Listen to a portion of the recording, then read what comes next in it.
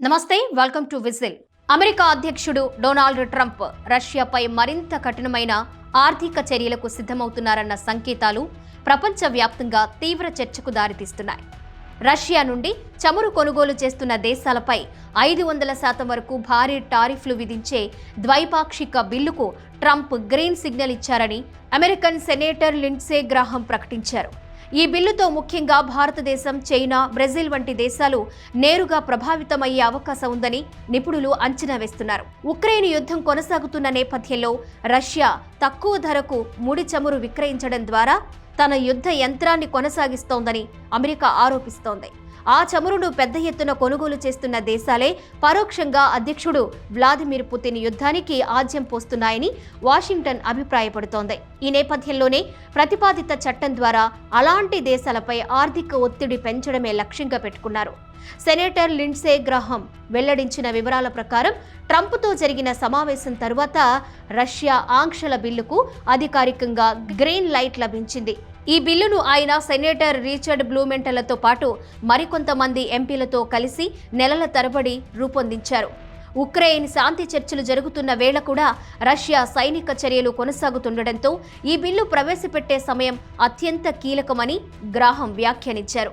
ఈ చట్టం ప్రకారం రష్యా చమురును కొనుగోలు చేసే దేశాల నుంచి అమెరికాకు వచ్చే వస్తువులు, సేవలపై కనీసం 500% టారిఫ్ విధించే అధికారం అధ్యక్షుడికి ఉంటుంది. దీనివల్ల భారతదేశం, చైనా, బ్రెజిల్ వంటి దేశాలపై ట్రంప్కు అపారమైన పరపతి లభిస్తుందని గ్రాహం స్పష్టం చేశారు. ఈ బిల్లును వచ్చే వారం ప్రారంభంలోనే ద్విపార్టీ ఓటింగ్కు తీసుకెళ్లే అవకాశం ఉందని ఆయన తెలిపారు. 2 పార్టీల మద్దతు లభిస్తుందని కూడా విశ్వాసం వ్యక్తం చేశారు. యుఎస్ కాంగ్రెస్ వెబ్సైట్ ప్రకారం ఈ ప్రతిపాదిత చట్టానికి రష్యా నిషేధిత చట్టం 2025 అనే పేరు పెట్టారు.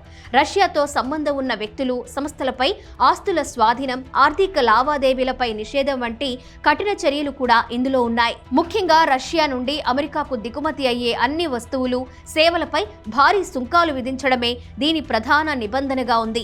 ఇదిలా ఉండగా ఉక్రెయిన్ అధ్యక్షుడు వోలోడిమిర్ జెలెన్స్కీ ఇటీవల అమెరికా ప్రతినిధి బృందాన్ని కలిశారు.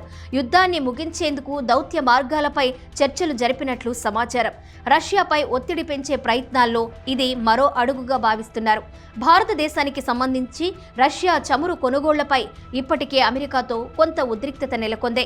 భారత వస్తువులపై విధించిన అధిక టారిఫ్లపై ప్రధాని నరేంద్ర మోదీ అసంతృప్తిగా ఉన్నారని ట్రంప్ ఇటీవల వ్యాఖ్యానించారు. అయితే రష్యా చమురు కొనుగోలు ఆపేస్తామని మోదీ హామీ ఇచ్చారని ట్రంప్ చేసిన వ్యాఖ్యలను భారత్ ఖండించింది. న్యూఢిల్లీ తన ఇంధన విధానం జాతీయ ప్రయోజనాలు, ధరల స్థిరత్వం ఆధారంగానే ఉంటుందని స్పష్టం చేసింది. ఇలాంటి పరిస్థితుల్లో ట్రంప్ మద్దతుతో ముందుకొస్తున్న 500% టారిఫ్ బిల్లు ఆమోదం పొందితే ప్రపంచ ఇంధన వాణిజ్యం, ముఖ్యంగా భారత్ వంటి అభివృద్ధి చెందుతున్న దేశాలపై దీని ప్రభావం తీవ్రంగా ఉండే అవకాశం ఉందని అంతర్జాతీయ విశ్లేషకులు హెచ్చరిస్తున్నారు.